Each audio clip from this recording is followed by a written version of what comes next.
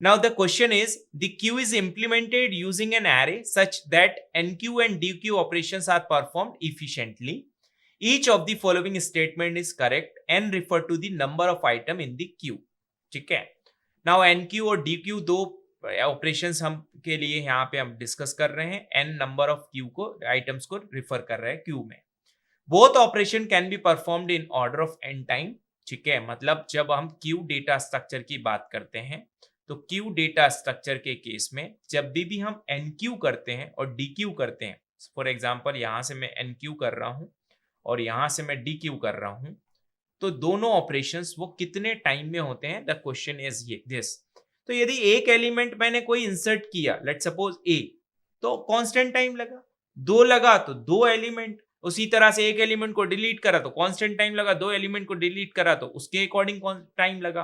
तीन को डिलीट करूंगा, तीन के अकॉर्डिंग टाइम लगेगा. चार को डिलीट करूंगा, चार के अकॉर्डिंग. चार को इंसर्ट करूंगा, चार के अकॉर्डिंग. बट एन के रिस्पेक्ट में वो बोल रहा है, तो जब एन पे रिस्पेक्ट में बात कर रहा है तो यदि एन एलिमेंट को इंसर्ट करूंगा तो एन टाइम, एन एलिमेंट को डिलीट करूंगा तो मेरा क्या हो गया, एन टाइम. तो both operation can be performed in one time. नहीं, हम एन के रिस्पेक्ट में बात कर रहे हैं. At most one operation can be performed in order of one time, but the worst case time complexity for the other operation will be n. नहीं, ऐसा नहीं हो सकता. The worst case time complexity for both the operation is order of n. This is the correct option. Now question number 2.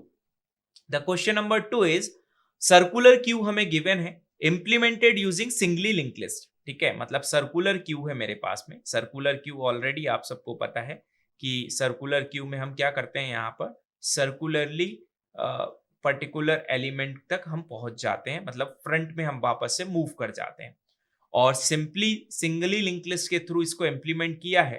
तो let us assume इस तरह से मेरे पास में नोड्स हैं और ये नोड्स आपस में कनेक्टेड हैं और लास्ट में हमारे पास में जो एड्रेस होगा वो फर्स्ट नोड का एड्रेस होगा. लेट सपोज यहाँ 100 है, यहाँ 200 है, यहाँ 300 है, तो 100 मेरा यहाँ पर स्टोर्ड होगा लास्ट नोड के नेक्स्ट में.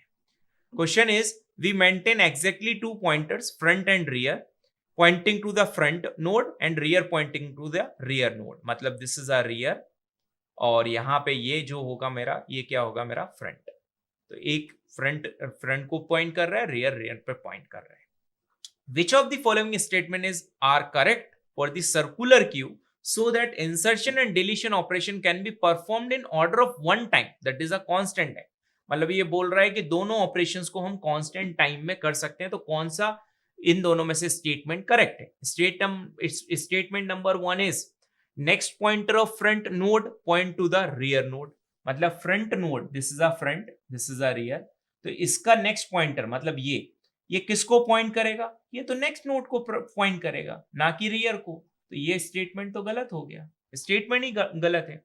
दूसरा, next pointer of rear node point to the front node. हाँ, रियर नोड का जो नेक्स्ट पॉइंटर है वो फ्रंट नोड को पॉइंट करेगा. This is the correct option.